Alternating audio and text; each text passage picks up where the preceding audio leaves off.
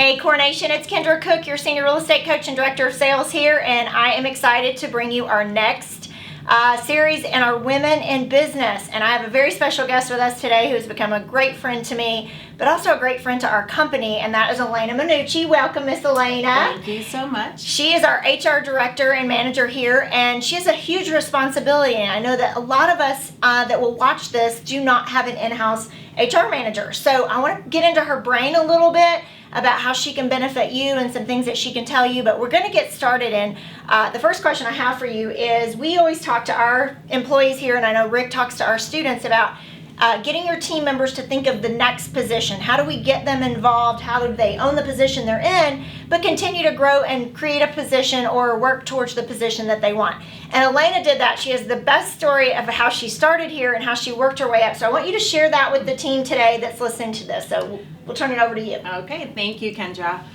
So yeah, if I really want to look back, my journey in the workplace started 27 years ago.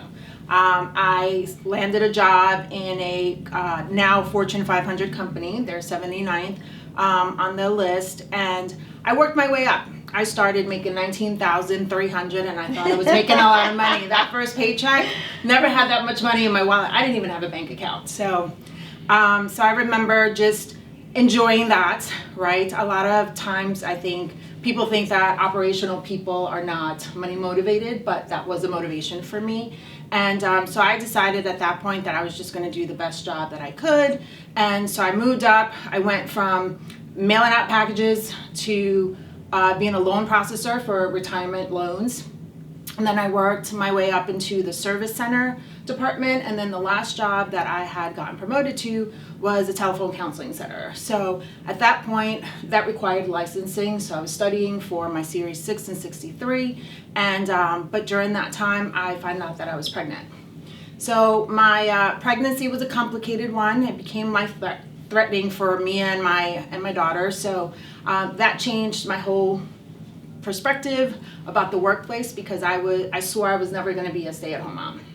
And not that there's anything wrong with that, it's just that wasn't on my path. Sure. And but not, having that fear of possibly losing my child during my pregnancy, it just, prompted me to decide that I wanted to stay home with her. So my husband and I met my husband at work, and we made the decision that he was just going to be the sole provider. And so I did that. And then 2 years later, we had my son. And so this was all in New York. Then we moved here when my daughter was 2, my son was 8. And so I was a stay-at-home mom for several years.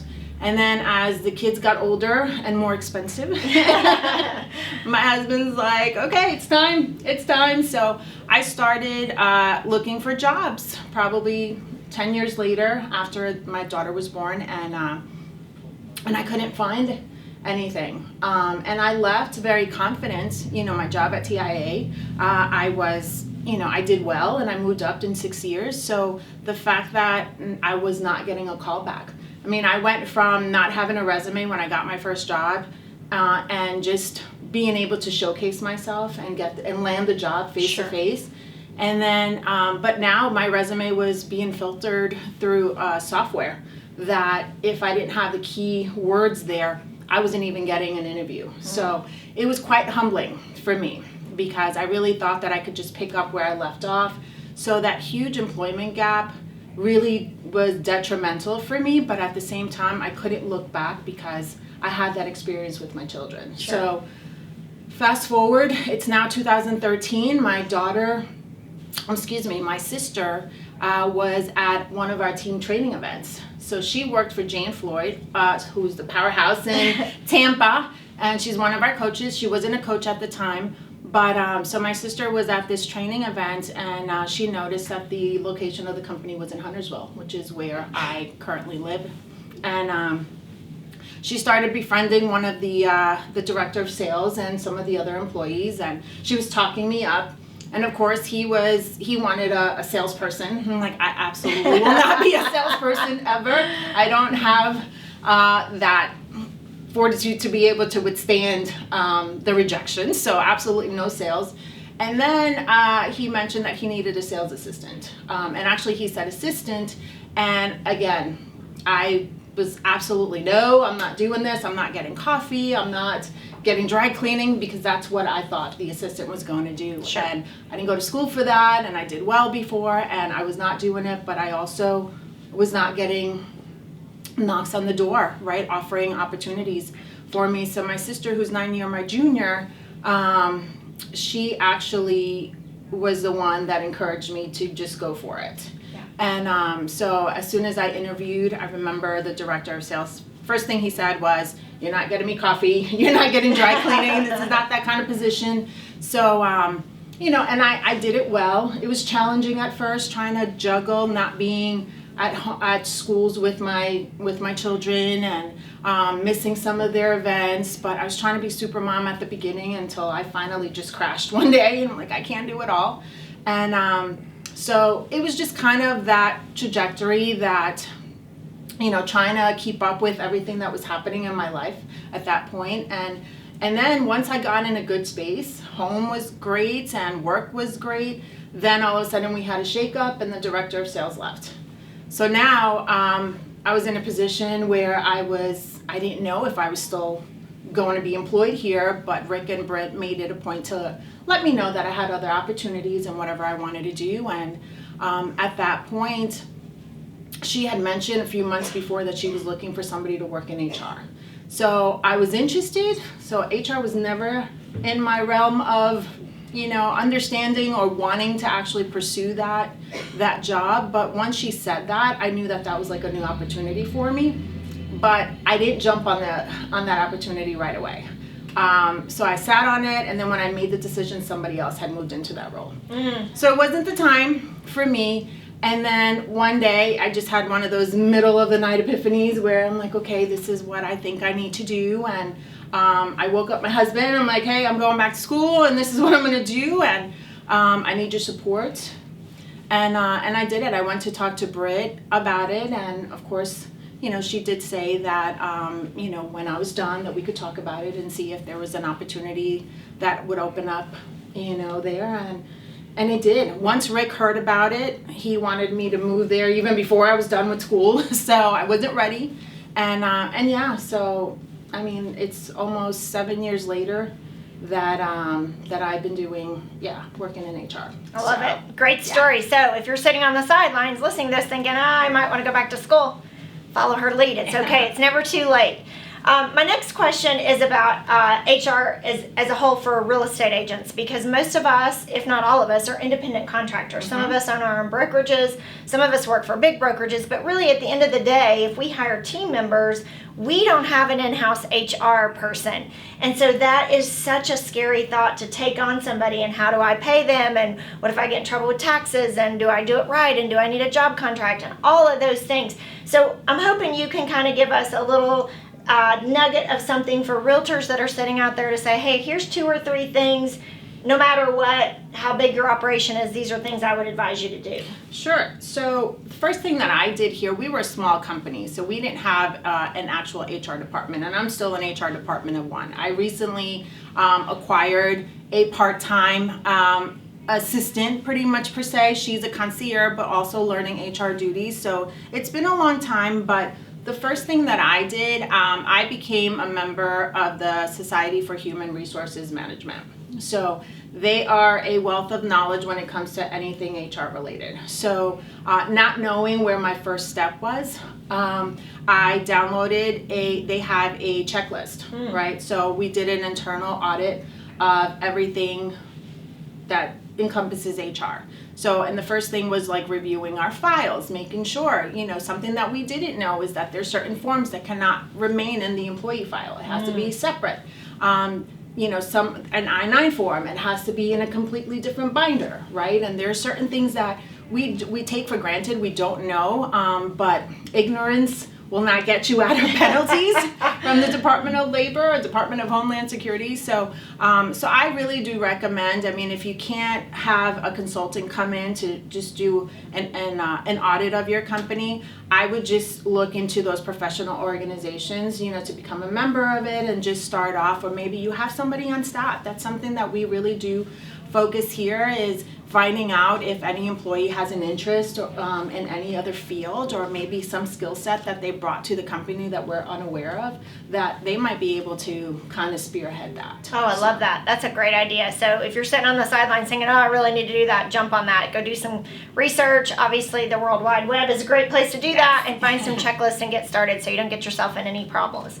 My next question is going to be the fun part of your job, because when we think about HR, there's that stigmatism. Oh, don't go down to HR, you're in trouble. And I actually do that just to our new employees. I kind of freak them out. I take them down on the tour. I always say, this is the hallway you don't want to end up in. But that's not really true. And I know you do so much for us as employees here. So tell us a couple things that you love to do at your job for the employees or for our staff and our team. Yeah, for sure. HR always has that connotation of being the fun police or the complaint department, or the where you go and pretty much to get fired. And I'm not gonna lie. No, that's my office now. I'm just kidding.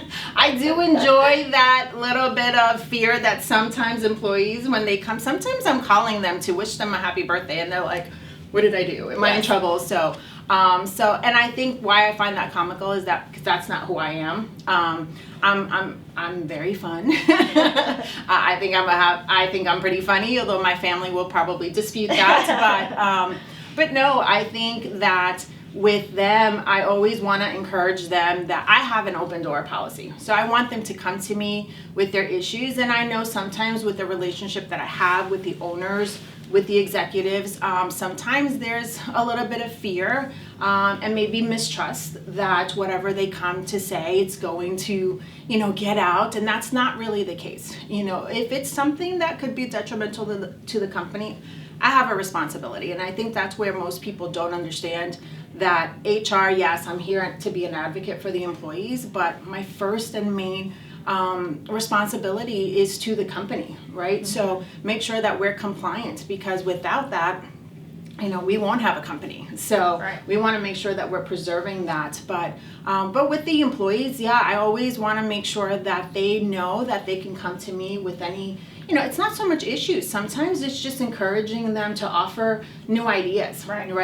A lot of people don't feel like they have a voice. And that's something that I want to encourage everybody. And I really do that. So any employee that comes to me, or anybody that's been here long enough with me, knows that anytime that they've come to me with any type of issues, I always encourage them to actually have a voice. So because I want everybody to feel heard in this company. And if you don't have a voice, I can't help you. Right. We can't help you. So but no, I think when it comes to, things with the culture, right? I think the end of the year is always my favorite, which I was thinking about that. And I realized that I need to incorporate more things throughout the year to improve the culture and just that camaraderie, amongst, ourselves, and, not feel that there's a separation between employees and upper management. Yes, for sure. We do a culture test here, which is what she's referring to. You guys have all heard about that as far as being a student of the core. And she gets those and kind of deciphers them and takes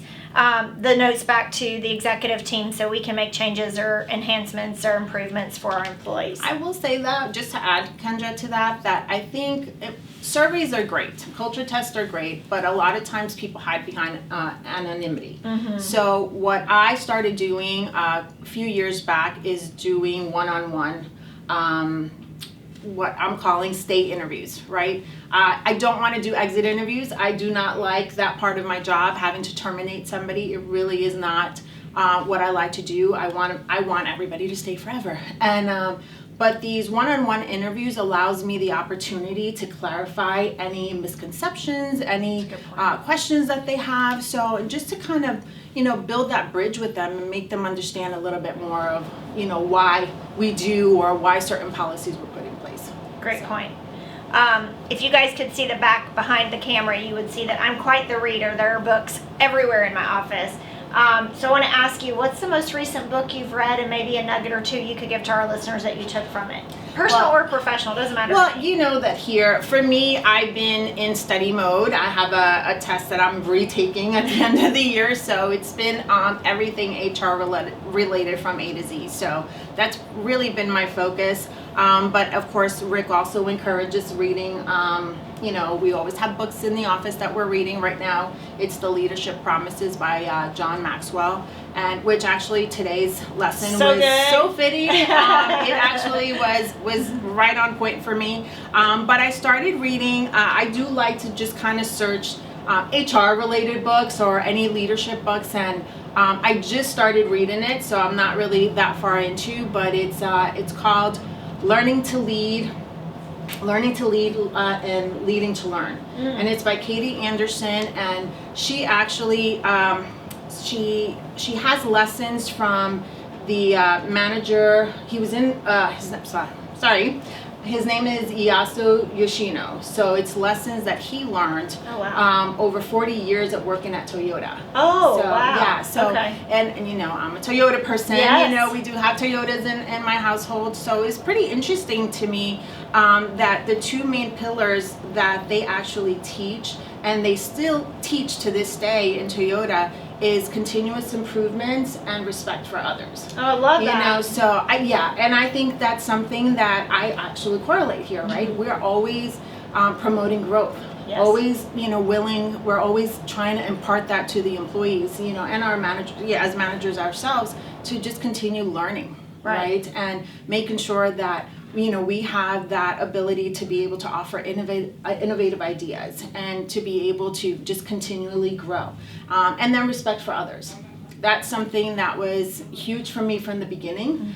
Even started in this company where, you know, there were much younger employees here, but for me it didn't matter. I don't care how old or how young somebody is. To me, it's just if you're able to do the job, and most importantly, have respect for yourself and for others. Absolutely. So yeah. You talked about your household, and we talked about our son and our daughter, and then we have our husband, Fred. Yeah. Tell us what you guys do for fun. Let's talk something fun. We're pretty fun boring. fact. We No, are pretty they're boring. not. We're big baseball people. Okay, so right now, a little fun fact that we're trying to actually finally achieve, because we've been trying to do this for years now. We want to hit every major league baseball, stadium, in the country. So there's 30 of them. We've done 2. So We got work So to we do, have folks. work to do. If you've got a hookup, let us know. So we're big Mets fans, so we've done that. I took the kids to Atlanta over the summer, which is an incredible, truest, beautiful. it's an amazing ballpark. But we're very competitive, right? We're very nerdy in a sense. We're at the dinner table. We always sit down for dinner whenever the kids are home now, but we've always done that since they were little. We all sit down at the dinner table, but we do have the TV on, but it's usually Jeopardy. I love it. So we're always like shouting out answers, and we're very competitive. Our new competitive game is Wordle. If you heard about it, so we're constantly sharing how long it took, to actually get the word. So, we like being around each other. So we go out to dinner and we try to go places. We didn't do a lot of traveling, for a while, and we just started doing that. But having my daughter in college and my son about to leave college, Fred and I are about to be empty nesters, and now all of a sudden he wants to RV across the country. So.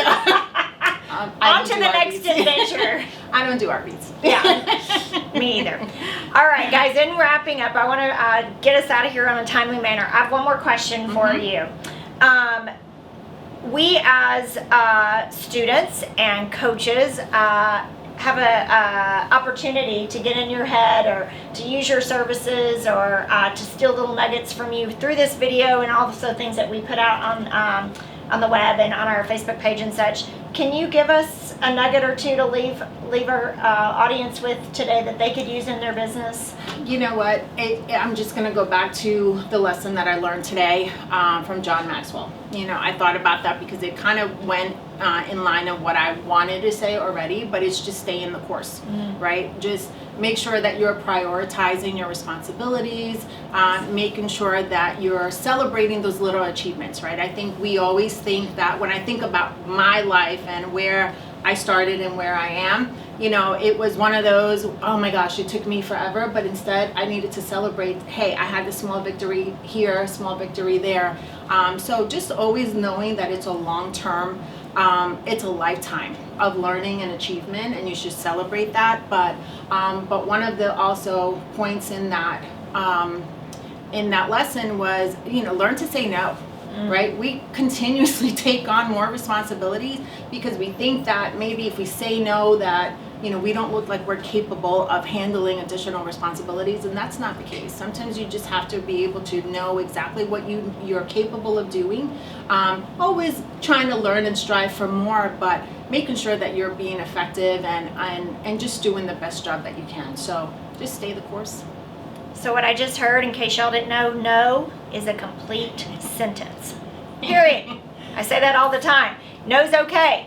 What a great day today. I know a lot of you are sitting on the sidelines going, oh my gosh, I didn't know an HR manager could be so beautiful and so powerful and so influential and so smart.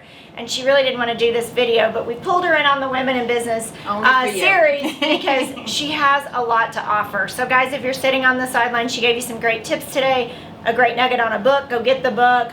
Get online if you need some help with HR tools, and make sure that you don't find yourself in a bad situation. Thank you for propping Rick up and for staying the course with us here at the Core. We are super grateful. Core Nation, have a great day. Thank you.